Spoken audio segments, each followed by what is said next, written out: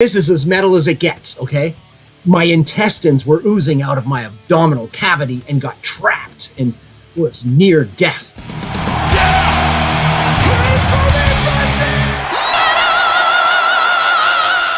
Hey everyone, welcome to the channel. My name is Belgian Jasper. If this is your first time on the channel, hit subscribe right now. Jeff Waters is an absolute Canadian heavy metal icon, and obviously the driving force behind the Canadian metal institution Annihilator. Jeff is working on new material, but a huge back catalog is going to be reissued, and to learn all about that and a million different things, I sat down with Jeff.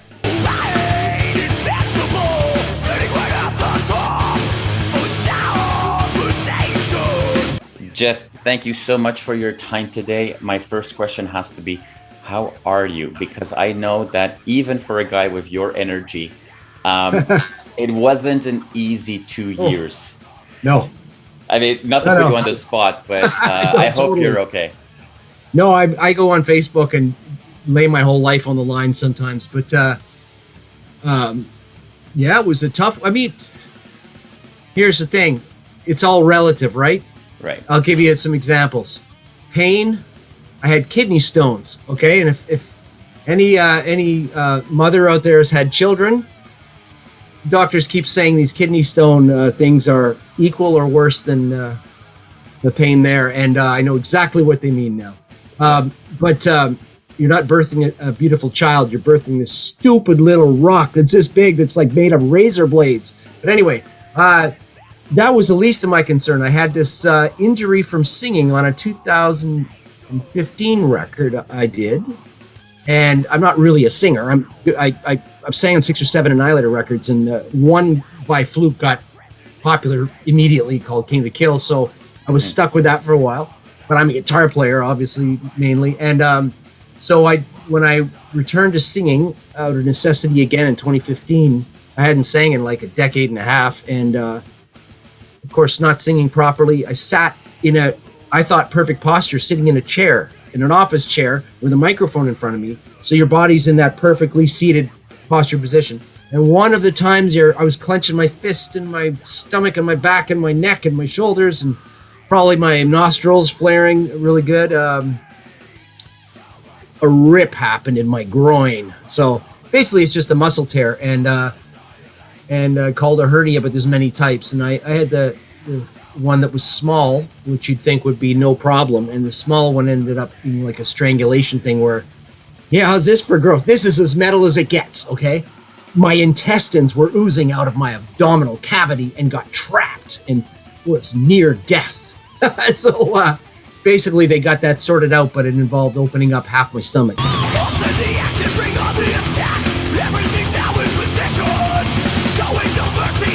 It should have been a 2 to 3 month recovery, and it ended up being 6 months because laid around too much, ate crappy foods, didn't exercise, didn't do my exercises, didn't do anything right, gained a bunch of weight, which makes everything worse, and whined and complained like a big old baby.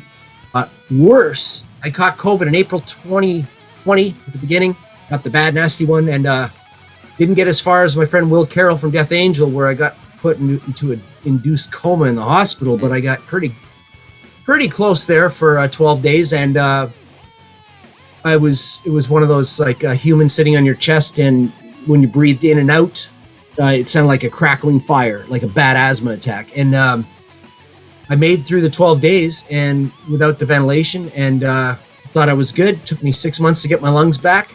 6 months. It was like, what? And yeah, and then I had the hernia thing, got bad, and had the surgery then, and then kidney stones from eating like crap. And so since then I've just done it all. Been walking, I eat the most incredible diet that you would not believe. It's one of those insane diets where you're having organic apple cider vinegar with sauerkraut, Pacific West Coast wild caught salmon tins for lunch, and the most amazing foods. And I finally got the energy back, but yeah, it was a year and a half of crap. But again, compared to some of the people I know and that we know and that the world knows, I had it easy compared to, and I'm lucky that, I'm what's the word? relatively healthy, and got good people around me and not in financial danger, and a lot of friends, a lot of support. And then, you know what? Despite the ridiculous leadership here in the government of the UK, I didn't say that. I'm not political publicly. But despite all that, they have an amazing healthcare system. And me as a Canadian who has a good life in Canada when I was there 4 years ago, had a good life there. The UK healthcare system's friggin' awesome. So I was a lucky guy compared to a lot of people.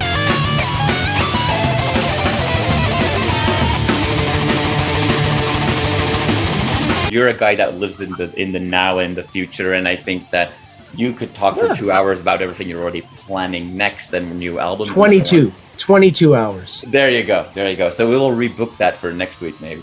But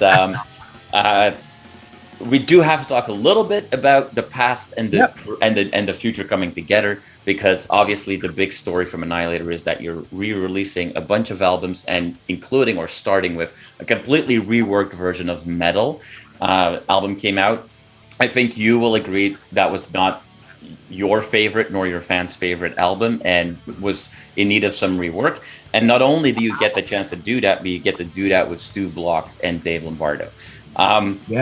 Annihilator has always been a little bit your project, maybe more than a band, or there's been a revolving door, let's be honest. Yep. Those people, my first question has to be, are these two guys, is that the new Annihilator, or is that the lineup for this particular album? No, I mean, okay. Wow. You set me off to a 22-hour rant that I'm going to squish down to 3 minutes. Okay, 3 minutes. Timer on. 3, wave 2, wave when we hit go. Okay, Annihilator was really meant to be a band. It started with me and this other guy, singer guy, and we did some stuff, did some demos. We needed some musicians, hired musicians. As soon as we got on our first tour with Allison Hill in the USA, after we done Europe, our singer walked off the bus before the final leg of the tour with Testament, and we didn't know where he went. He went to the airport, and he hadn't told us that because of his job he had in Vancouver for seniority, he had to go back. And we thought career was over, so we hired another singer. That singer left, hired another singer. Drummer left, hired another drummer. So it was, I realized really quickly that it was going to be a lot easier for me to just simply hire people to go on tour and hire people to do the records. And I thought that normal, but a lot of people were understandably going, wait, what's this revolving door? Is this guy a dictator and an asshole and all that fun stuff? And, or hard to work with. And it turns out, not really. It's a lot of guys come back to work with me, and it's actually cool because I can try different drummers out and grab people that are, somebody's busy, I get the other guy, or whatever the heck it is, and gives you a lot of fresh blood, so to speak, and maybe even some influences, especially when you tour with people now that are 5-10 years younger. Okay, 15, it keeps your adrenaline up, and you've got to keep up to these younger. For sure. More on top of it musicians. It keeps you feeling and hopefully looking a bit younger. But basically after this COVID stuff and all this nasty stuff that happened in the early, like April, May of 2020, you take stock of things, especially I was 53 years old then, I think, at that time. And you take stock of stuff, and some people probably have had this happen and some people never have it happen. I had it happen where I went, what happens if I did die tomorrow? And the first thing was, does my family and kids know I love them? Yup, we're good. Okay, are they okay financially, and are they going to be okay? Yup, they'll be fine. And the third thing is, okay, what about my little legacy, which you and I both have a legacy. We all got legacies. My little legacy would be my music with Annihilator, basically. And it was a mess. It was expired albums, albums sitting there that aren't released. Couldn't find most of it on Spotify or iTunes. Can't find most of the stuff, hard copies. It's being sold ridiculous amounts on eBay, and some people are not legally making them and still putting them out. So because I had the other stuff in order, when I recovered, I said, that's it. My only focus is get all that stuff back. We've done 26 releases, official real releases, live DVDs and concerts, and 17 studio CDs, blah, blah, blah. And I got 22 of them back and thought, you know what?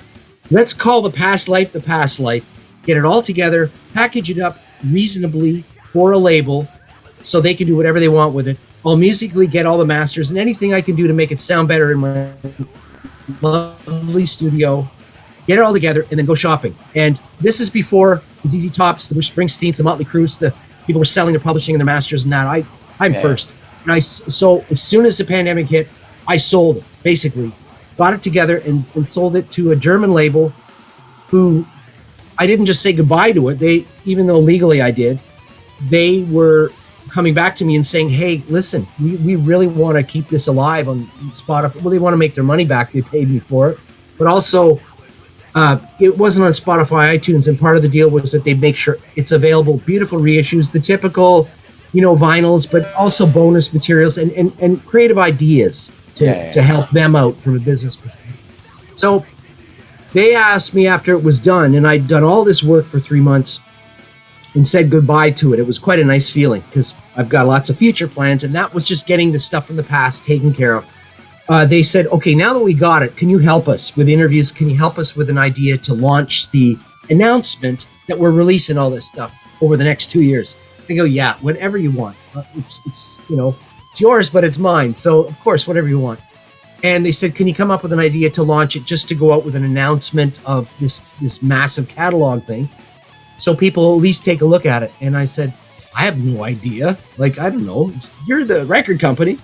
But I woke up one morning and said, okay, one album that I wish me and the drummer and the singer had really, our minds, all three of us, were distracted on the record, completely distracted. We'd all worked on other records before, but this was the one where Mike Mangini, Dave Padden, the singer, and of course, a lot of people know Mangini, Steve Vai, Extreme, Annihilator's verse stuff, and now Dream Theater.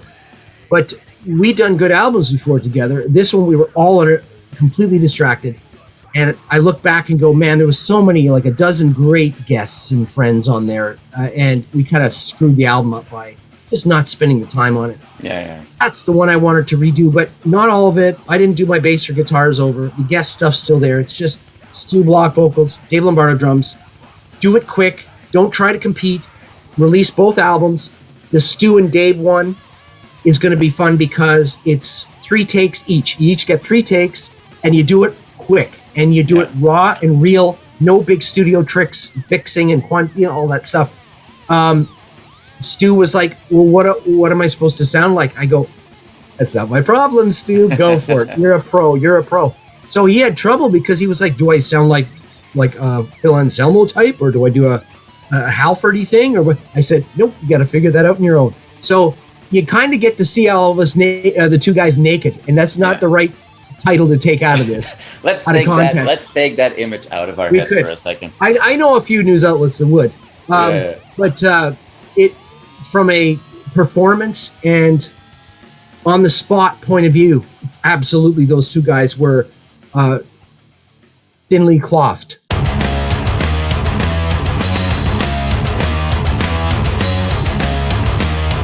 Dave was using the raining blood cymbal, right?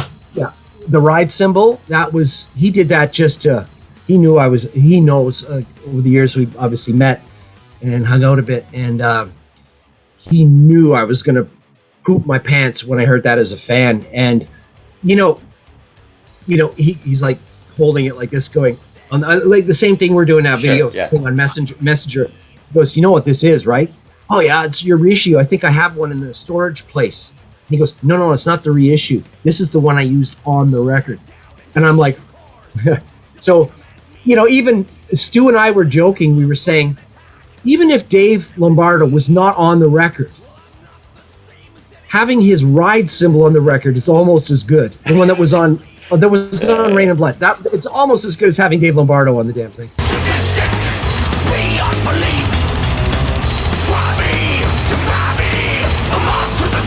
As legendary and talented as they both are, I'm quite sure they're both used to having a producer or another guitar player micromanage, guide them through what they want. And and I said to Dave and Stu, no, you guys, I'm not going to tell Dave Lombardo what to play. That's not my role in life. So you're on your own. And he was like, are you sure? I'm like, yeah, I don't even want to hear it. Send me your favorite 3 takes. And he did. And I was like, perfect. That's exactly what I wanted. I didn't want him to go into a studio for 2 weeks with the world's top engineer and get the most amazingness. We're not trying to do some incredible brand new album. It's It's just a fun take on another record, and they're both available.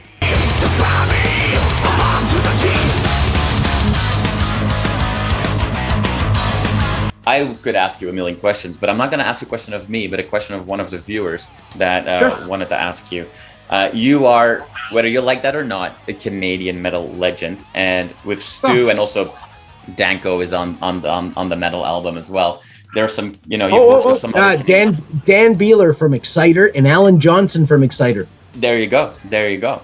So the question that the viewer wanted to know was, even with living in the UK, do you keep a finger on the pulse of what's happening in the Canadian metal scene? And is there that one Canadian metalhead that you've never worked with that you would like to work with?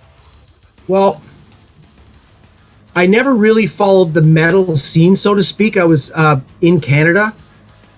You know, I did notice in the early days it was different. Early days, that's where I came from. I went to high school. My first year in high school was Dan Beeler's last year in the same high school. So I watched this big haired leather jacket, British steel cover on the back of his jean jacket over his leather jacket. I watched him walk through the halls, and the girls look at him and the guys get out of the way, and I'm like a little zitty little short-haired kid going in my first year. I watched that and became one of their local biggest fans when they first started playing the school rehearsal halls, auditoriums. And Anvil, I would sneak into bars underage in Quebec, right across the bridge from Ottawa, Gatineau or Hull, to see Anvil. And what a lot of people don't understand around the world still is that the first two Anvil, especially the first two, and the first two Exciter albums were severely influential on the entire metal scene. When you go down the tree, it influenced the big four, it influenced everyone. Come before the storm. You know, I followed that, but then when I started my Annihilator thing in December '84, I was already into the thrash. The Exodus's first albums, the Anthrax, Metallica, Slayer first couple of records. I ditched all my heavy metal stuff and all my Scorpions and Judas Priest and that. I was a full-on thrasher at that point. And I wasn't looking at being #1 in Toronto and getting signed to a Toronto record deal. I was looking at or Attic Records or whatever those labels were, distributed by A&M. I was looking at, I want to go to Europe. That's what I was thinking. And the States was a bonus. And so basically that's what happened. Roadrunner came along. We became instantly European successful for Roadrunner right away in the first album. Some good success for a few years in the States. And Canada, you know what? When I think of music, there was the Voivods and there was, you know, all these great Devin Townsend, right? There's all these incredible bands, but I think more along, you know, the Rush, the April Wine, some of the other ones like, you know, the early Bryan Adams stuff, or even Prism, or you know, a lot of these Coney Hatch, all these great early heavy metal hard rock bands, Lee Aaron, you know, all that. That's kind of where my head was at, because by the time metal thing was going in the 80s, I was already onto my own band, and then I turned into some crazy Slayer head. So yeah, I didn't have my finger on the pulse of the metal scene in Canada after the Anvil, Exciter, Razor early days.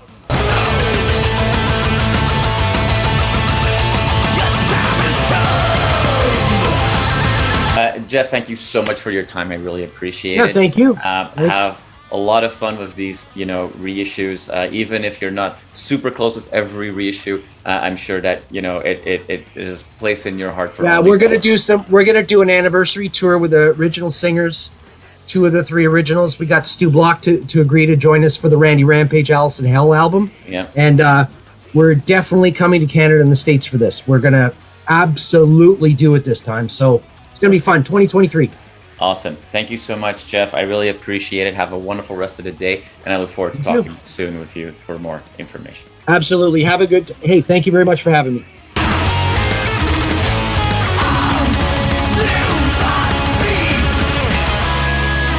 You are awesome for watching this video. Click right here to see more content like it and subscribe to the channel.